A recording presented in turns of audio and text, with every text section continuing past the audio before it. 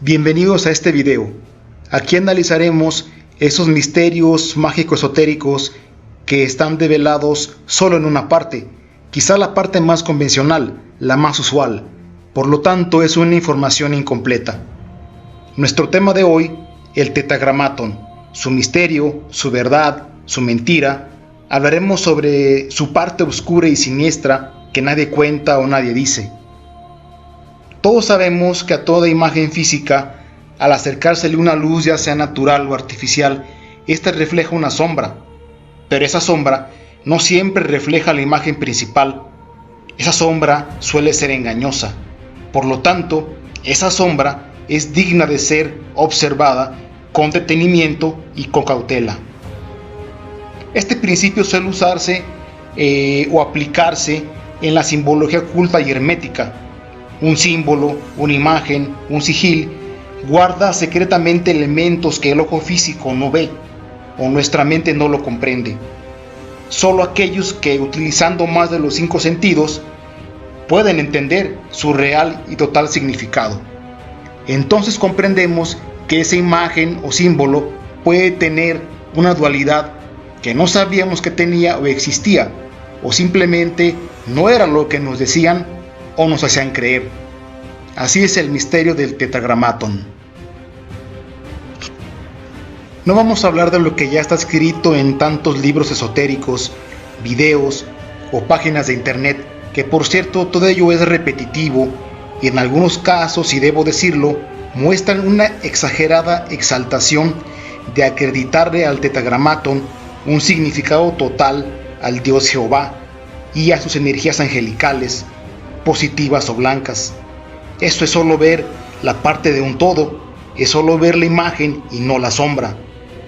Por lo tanto, vamos a hablar de lo que precisamente no se habla, y aunque a muchos no les va a gustar, la verdad ahí está, aunque la verdad suele generar impotencia, negación en quien defiende sus ideales en sus mentes encapsuladas.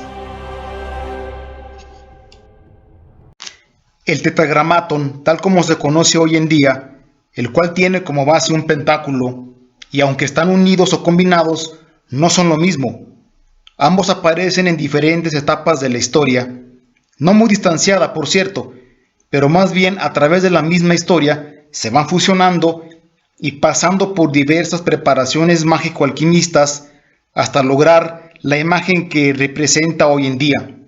Entonces vamos a analizar estas dos cosas, el símbolo del pentáculo y la palabra Tetragrammaton, y veremos esa fusión mencionada, lo cual nos llevará a varios significados. El primero en aparecer es el pentáculo o estrella de 5 puntas, entre el año 3000 y 3500 antes de nuestra era, lugar Sumeria, en la antigua Mesopotamia. Sumeria y su cultura hermética mágico-religiosa es sumamente interesante, como la de sus dioses que venían de otros planetas o estrellas, como los llamados Anunnakis. Entonces, por lógica, estos debieron transmitirles tanta información y conocimiento que no era para todo el pueblo en general, sino para los sacerdotes, iniciados y todos aquellos que tenían una particularidad innata a entender los asuntos mágicos y místicos. En su avanzado conocimiento astrológico y planetario, ellos plasmaron el pentáculo o pentagrama, sabiendo muy bien que éste representaba los 4 elementos de la naturaleza, más un quinto que es el éter o el espíritu, así como aludiendo a los 5 planetas que en aquella época eran visibles o se conocían, y bien sabían sobre las cualidades de estos, sus efluvios positivos o negativos que afectaban la naturaleza entera y el comportamiento del mismo hombre. Así es, la cultura sumeria estaba sumamente avanzada en astrología y conceptos planetarios, escuela que ya después fue perfeccionada por la antigua Babilonia. Entonces, ya encontrada la raíz del pentáculo que fue en Sumeria, este se esparció hacia todos los pueblos del Oriente Próximo, hasta llegar a los pueblos cercanos al mar Mediterráneo y aún más allá. Ya antes del primer milenio de nuestra era, no había lugar donde no fuera conocido por sus virtudes mágicas. aparece en Egipto, entre los judíos, romanos, en Grecia, entre los druidas y celtas. Ya más reciente aparece en construcciones como catedrales, iglesias, monasterios y edificios de todo tipo.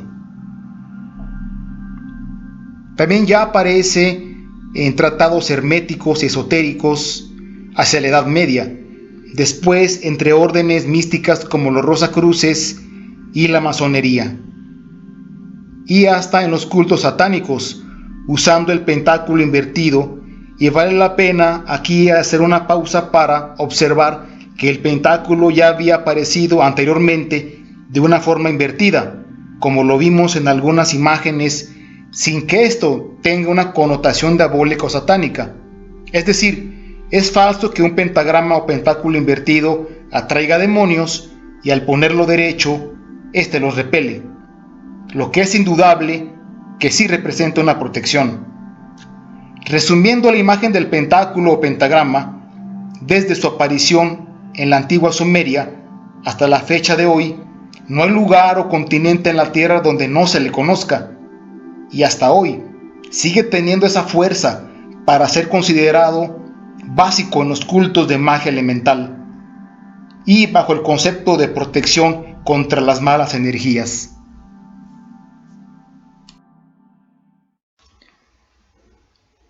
Origen y significado de la palabra tetragramatón. Esta palabra, y ojo, solo estamos haciendo alusión a la palabra tetragramatón, aparece plasmada en una piedra llamada la estela de Mesha.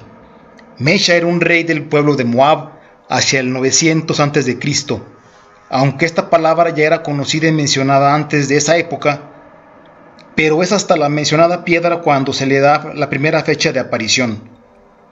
El pueblo de Moab corresponde a uno de esos pueblos antiguos del Oriente Próximo, y para irnos ubicando, esa zona está aquí representada en color verde y corresponde al actual Irak, Irán, Siria, Arabia, Israel, entre otros. Regresamos a Moab y a su piedra, donde en este acercamiento vemos la palabra tetragramatón en idioma fenicio.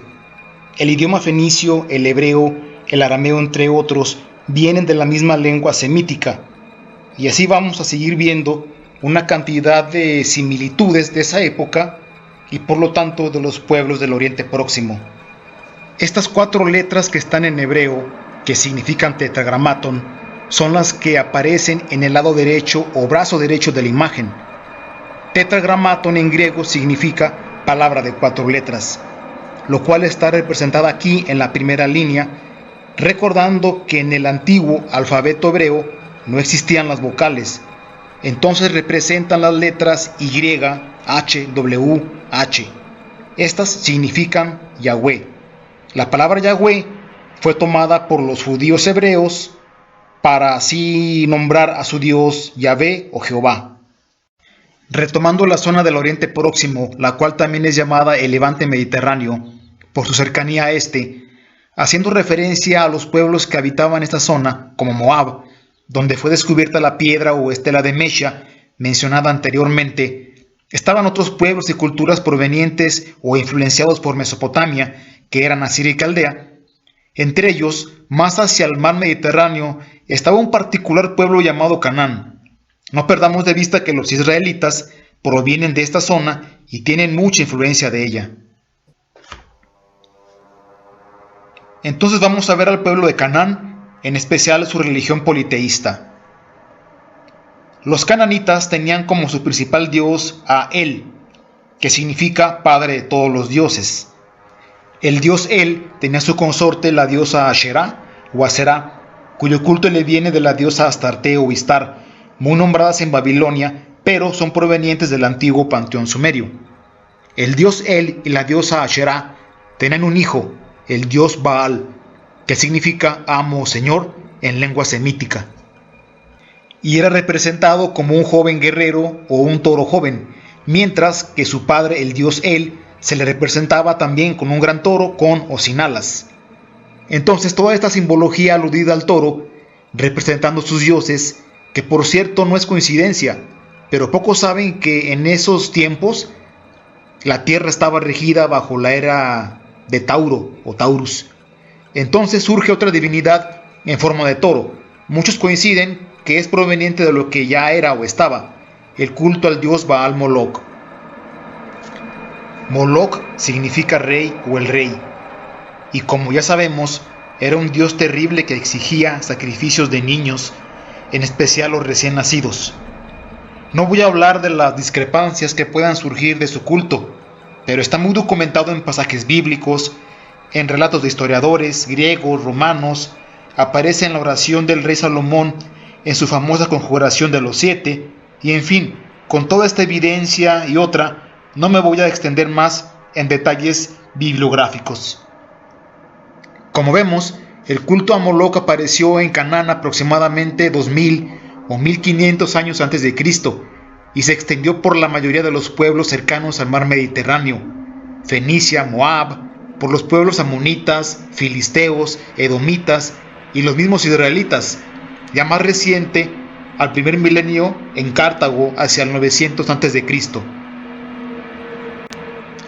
Entonces, los israelitas o hebreos en ciertas ocasiones utilizaban el término El para referirse a Yahweh, dado a que ese era el término para referirse a Dios, pero como vemos, es una palabra genérica que puede ser usada para cualquier dios, incluyendo al dios Baal Moloch.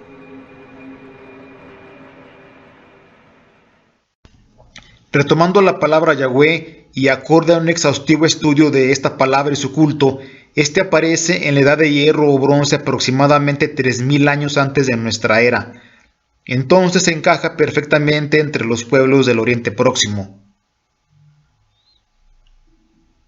Yahweh significa soy Él, soy el que es. Como vemos, derivado de la palabra semítica El, que quiere decir Padre de todos los dioses, como ya lo mencionamos. Así como también mencionamos que aparece en el lado derecho o brazo derecho de la imagen del tetragramatón. Entonces, algo digno de mencionar es que en la Biblia hebrea antigua, no sabiendo una razón exacta, estaba o prohibieron mencionar el nombre de Yahweh, así que lo sustituyeron por otro nombre. Ese nombre era Adonai. Adonai significa amo o señor, y es el nombre divinal que proviene de la palabra Elohim. Elohim es el plural de la palabra El, así que Elohim significa dioses. Y no es que los israelitas adoraran varios dioses, sino solo uno, con diferentes nombres. Y hablando de nombres, Adonai y Baal significan lo mismo, mi señor o mi amo. Adán, Adonai, Elohim, mi señor, que significan lo mismo.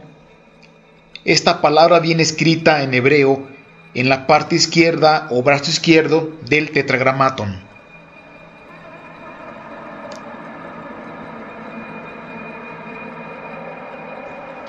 Ante tanta similitud de nombres, palabras, lenguas y a ese gran paralelismo de la época entre los pueblos ya mencionados, costumbres religiosas, llegamos a la conclusión real de la palabra tetragramatón.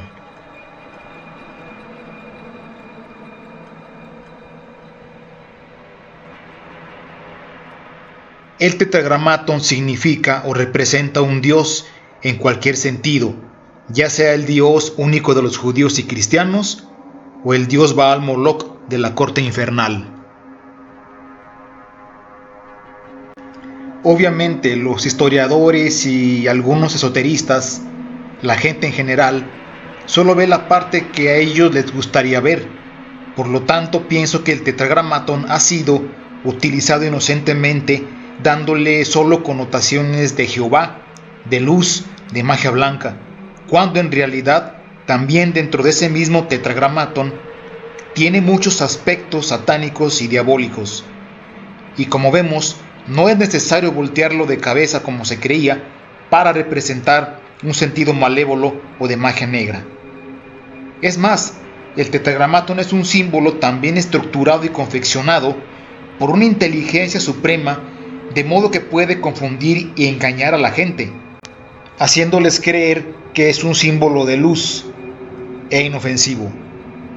Pero el Tetragrammaton es una manera astuta de preservar una ideología milenaria que esconde atributos diabólicos y perversos como el culto de Moloch, que por cierto, este culto sigue vigente y lejos de desaparecer, solo que ahora está adaptado a una nueva modernidad, a veces manteniéndose en total hermetismo, a veces no tanto, haciéndolo pasar como algo inofensivo y sin importancia. Entonces, el pentáculo y la palabra Tetragrammaton logran combinarse sabiamente, empezando en la antigua Mesopotamia y a través de la historia, complementándose con otras culturas dentro de su conocimiento mágico y esotérico. Entonces, hablamos de una imagen netamente pagana. En una observación lógica, vemos que el Tetragrammaton, a sabiendas que tiene una dualidad en su simbología, de luz y de sombra, está más inclinada hacia el esoterismo oscuro, y aunque se puede usar como protección, dibujándolo en una pared o en un lienzo, o trayéndolo como amuleto, dista mucho de aprovechar su verdadero potencial. Y lo digo porque toda la gente, o la gran mayoría, habla y se enfoca en la llamada activación, que es una especie de ritual para hacer que el Tetragrammaton funcione, como si se tratara de activar un teléfono celular. Aunque la activación tiene algo de verdad, es solo una pequeña parte que muchas veces se hace de una manera incompleta o incorrecta. En esta investigación sobre el significado del Tetragrammaton, en su parte oscura y siniestra que nadie dice o ve, o sí lo dicen, pero que no lo entendemos o no le hacemos caso. Le doy un ejemplo. El mismo Dios Jehová prohíbe toda esta simbología mágica, esotérica, astrológica, alquímica que tiene el Tetragrammaton. Y lo dice literalmente en su Biblia, específicamente en el libro Deuteronomio 18, 10, 12. 10. No debe haber entre ustedes nadie que queme en fuego a su hijo o a su hija, haciendo una clara alusión al culto a Moloch. Ya lo demás ustedes lo pueden leer y comprender a lo que me refiero.